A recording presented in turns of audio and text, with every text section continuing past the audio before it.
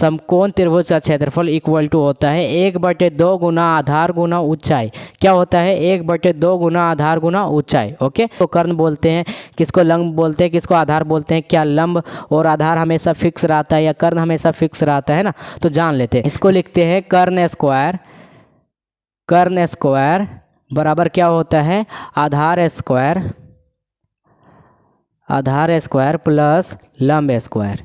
ये हमारा बेसिक सा एक फॉर्मूला है। ठीक है,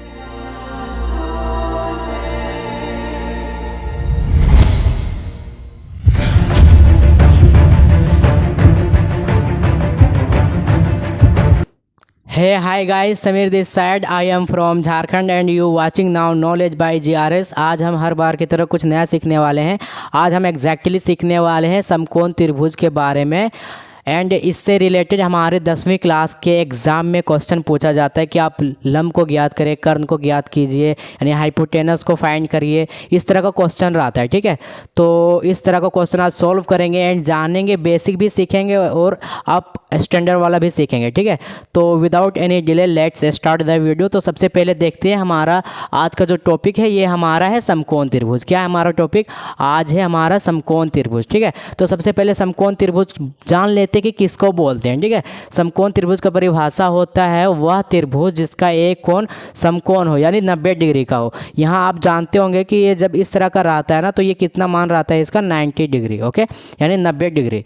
वह त्रिभुज जिसका एक कोण समकोण हो, यानी 90 डिग्री का हो, उसे समकोण त्रिभुज कहते हैं। ओके, यहाँ तक कोई डाउट नहीं है। अब जान लेते हैं इसका क्षेत्रफल क्या होता है। समकोण त्रिभुज का क्षेत्रफल, समकोण त्रिभुज का क्षेत्रफल होता है, समकोण त्रिभुज का क्षेत्रफल इक्वल टू होता है 1/2 गुना आधार गुना ऊंचाई।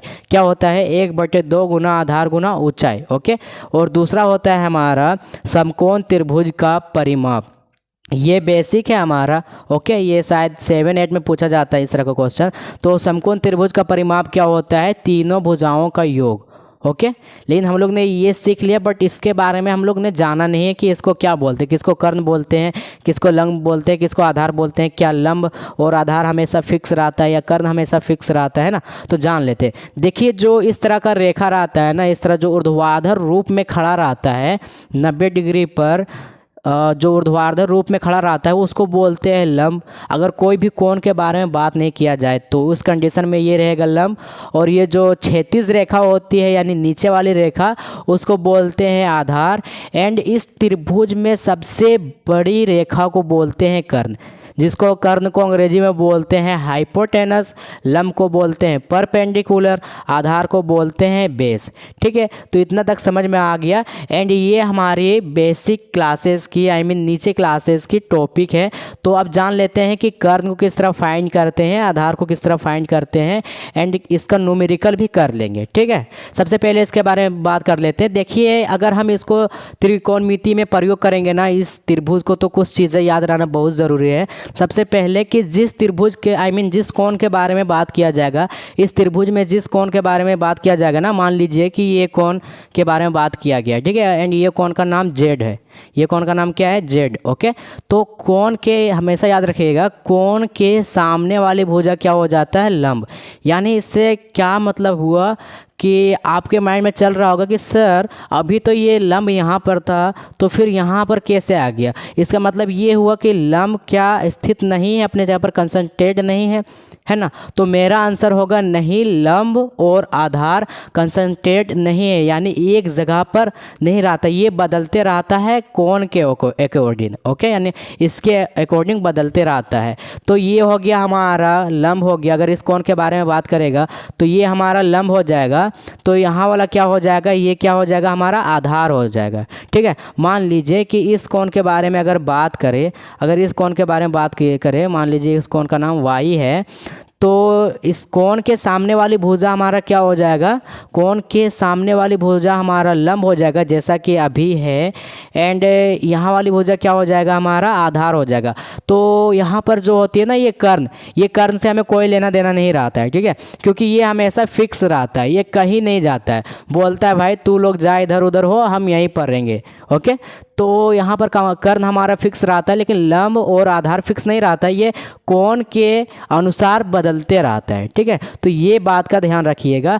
तो अब हम लोग जान लेते हैं कि सबसे पहले देखते हैं कि कर्ण को कैसे फाइंड कर सकते हैं। एक हमारा फॉर्मूला होता है यहाँ पर, इसको लिखते हैं कर्ण स्क्वायर। कर्ण स्क्वायर बराबर क्या होता है, आधार स्क्वायर प्लस लंब स्क्वायर। ये हमारा बेसिक सा एक फॉर्मूला है। ठीक है, इसको बोलते हैं एच से हम लोग इसको दर्शा सकते हैं, एच स्क्वायर बराबर बेस बोलते हैं इसको, आधार को बेस बोलते हैं यानी बी स्क्वायर, मैंने लिख भी दिया है वहाँ पर, और लंब को बोलते हैं परपेंडिकुलर यानी पी स्क्वायर। ठीक है, अब देखें यहाँ पर ये स्क्वायर है ना, जब ये बराबर के उधर जाता है, जब ये स्क्वायर बराबर के उधर जाएगा तो ये रूट में कन्वर्ट हो जाता है। किस में कन्वर्ट हो जाता है, रूट में बदल जाता है। तो एच क्या हो जाएगा हमारा, एच यहीं पर रह जाएगा एंड यहाँ पर रूट हो जाएगा, फिर हो जाएगा हमारा B square plus P square. ये हमारा हो गया पहला फॉर्मूला, ये हमारा क्या हो गया, पहला फॉर्मूला हो गया। अब देखते हैं कि आधार को हम लोग किस तरह फाइंड कर सकते हैं। ठीक है, आधार यहाँ पर है ना, चलिए लिख लेते हैं आधार को। आधार स्क्वायर इक्वल टू क्या हो जाएगा, मान लीजिए कि कर्ण यहीं पर है, कर्ण यहीं पर रहेगा, ये इधर प्लस में था लंब, और बराबर के इधर लाएंगे तो क्या हो जाएगा, माइनस में हो जाएगा, जाहिर सी बात है। तो कर्ण क्या चीज़ में हो जाएगा, यहाँ पर कर्ण हो जाएगा प्लस में रहेगा एंड आधार इधर आएगा बराबर के इधर, तो ये माइनस में हो जाएगा। ठीक है, आई मीन लंब इधर आएगा बराबर के इधर, तो ये माइनस में हो जाता है लंब। ओके, तो ये बात का ध्यान रखिएगा। तो यहाँ पर ये हो गया लंब स्क्वायर। ओके, तो अब देख लेते हैं कि आधार को हम लोग क्या बोलते हैं अंग्रेजी में, इसको बोलते हैं बेस यानी बी बोलेंगे, और इसको कर्ण को बोलते हैं हाइपोटेनस यानी एच स्क्वायर, यहाँ पर बी स्क्वायर हो जाएगा, फिर माइनस क्या हो जाएगा, परपेंडिकुलर यानी पी स्क्वायर। ठीक है, अब बी को किस तरह फाइंड कर सकते हैं, बी लिख देंगे यहाँ पर, और जब स्क्वायर बराबर के इधर आता है तो क्या हो जाएगा, रूट के अंदर में यानी रूट में कन्वर्ट हो जाता है, तो ये क्या हो जाएगा, H square plus P square, ये हमारा रूट के अंदर में हो जाएगा। ठीक है, अब लास्ट बचा हुआ है हमारा, क्या बचा हुआ है, ये लंब को किस तरह फाइंड कर सकते हैं, हाउ टू फाइंड द लंब। ओके, तो लंब यहाँ पर लिख लेते हैं, लंब स्क्वायर, इसको यहीं पर आने देते हैं, लंब स्क्वायर हो गया हमारा ये। उसके बाद देखिए ये कर्ण यहीं पर रहेगा, कर्ण कंसंट्रेट होता है यानी एक जगह पर होता है, स्थिर होता है। ठीक है, तो कर्ण स्क्वायर यहाँ पर लिखेंगे यहाँ पर कर्ण स्क्वायर, यहाँ पर लिख दिए कर्ण स्क्वायर। ये आधार इधर है बराबर के इधर, जब बराबर के इधर लाएंगे इसको तो ये भी प्लस में है, इधर लाएंगे तो क्या चीज़ में हो जाएगा, तो आप लोग को पता होगा माइनस में हो जाएगा। क्या चीज़ में हो जाएगा, माइनस में। तो यहाँ पर क्या हो जाएगा, आधार स्क्वायर। ये हो गया हमारा आधार स्क्वायर। इसको क्या बोलेंगे हम लोग, इसको बोलेंगे परपेंडिकुलर यानी पी स्क्वायर इक्वल टू क्या बोलेंगे, कर्ण को अंग्रेजी में क्या बोलते हैं हम लोग, कर्ण को बोलते हैं हाइपोटेनस यानी एच स्क्वायर माइनस ये बी हो गया यानी बी स्क्वायर। देखिए अब परपेंडिकुलर यानी लंब को कैसे फाइंड कर सकते हैं, ये हो गया पी, और जब स्क्वायर बराबर के इधर आएगा तो क्या चीज़ में बदल जाता है, रूट में बदल जाता है, तो यहाँ पर हो जाएगा H square minus B square. तो ये हमारा हो गया। आप इसका स्क्रीनशॉट ले सकते हो। आई होप कि आपको वीडियो पसंद आया होगा। अगर आपको अच्छा लगा होगा, वाकई में आपके माइंड में धंसा होगा यानी चला गया होगा, तो आप वीडियो को लाइक करो, शेयर करो।